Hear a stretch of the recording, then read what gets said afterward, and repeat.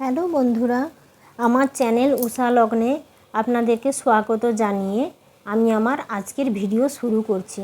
বন্ধুরা, আমার ভিডিও যদি আপনাদের ভালো লাগে বা আমার কথা শুনতে যদি আপনাদের ভালো লাগে তাহলে অবশ্যই আমার চ্যানেলটিকে সাবস্ক্রাইব করবেন। যারা এখনও কেউই করেননি আমার চ্যানেলটিকে সাবস্ক্রাইব করে আমার পাশে থাকবেন এবং উৎসাহ দেবেন। রাধা মাধবকে যদি ভালো লেগে থাকে তাহলে আমার কমেন্ট বক্সে অবশ্যই শ্রী রাধে রাধে বা কিছু কমেন্ট করে জানাবেন যে আমি আরও কিভাবে বললে বা কি আপনারা ইনফরমেশান জানতে চান। আমি তো সব কিছু জানি না, আমাকেও এগুলো জানতে হয়, শিখতে হয়, আমিও জানতে চাই। আমিও সত্যি, আপনারা হয়তো ভাবছেন আর স্ত্রীলোক মানে একটা ইউটিউব চ্যানেল খুলে বসলেন যাতে সেখান থেকে কিছু ইনকাম করা যায়। আমি সেরকমও কিছু ভাবছি না। আমার বাড়িতে নিত্য পুজো হয় এবং দেখুন এই যে রাধা মাধবের আমি মূর্তি বা ফটো দেখিয়েছি, পাথরের ঠাকুর আমাদের বাড়িতে স্বয়ং ভগবান নিজে এসেছিলেন। আমাদের এই বাড়িতে ঠাকুর রাধা মাধব প্রতিষ্ঠিত ঠাকুর। রোজ 3 বার করে আমরা নিত্য পুজো করি। আমরা খুব ভালোবেসেই ঠাকুরটা পুজো করি।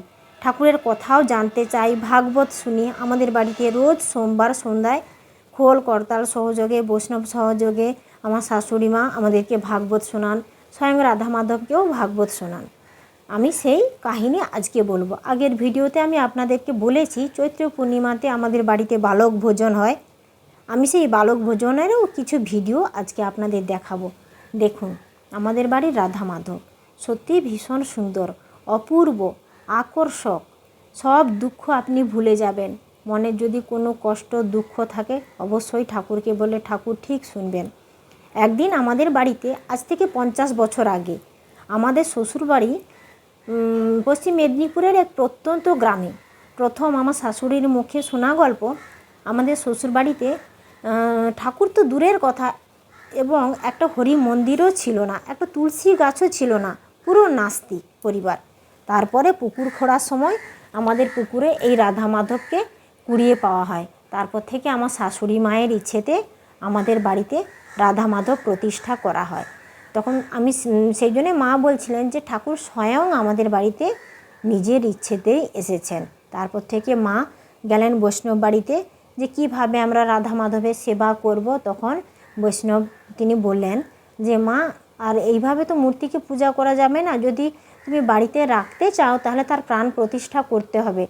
ঠাকুরকে আমরা যেরকম মানুষ রোজ ভোজন করি, ঠাকুরকে শয়ন দিতে হবে, সকালে ঘুম ভাঙাতে হবে, ঠিক সেইভাবে দেখুন মা চৈত্র পূর্ণিমার দিন আমাদের বাড়িতে রোজই অন্নভোগ হয় দুপুরে, আর সকাল সন্ধ্যা ফলাহার মিষ্টি পায়েস আমরা যা ভোগ দিতে পারি, কিন্তু দুপুরে রোজ ঠাকুরকে অন্নভোগ দেওয়া হয়। এই দেখুন সেদিনও দেওয়া হয়েছিল চৈত্র পূর্ণিমা কালকে কলা ভাজা, আলু ভাজা, শাক তরকারি, কুমড়োর ঘন্ট, আলু পটল তরকারি, সজনে ডাঁটার তরকারি।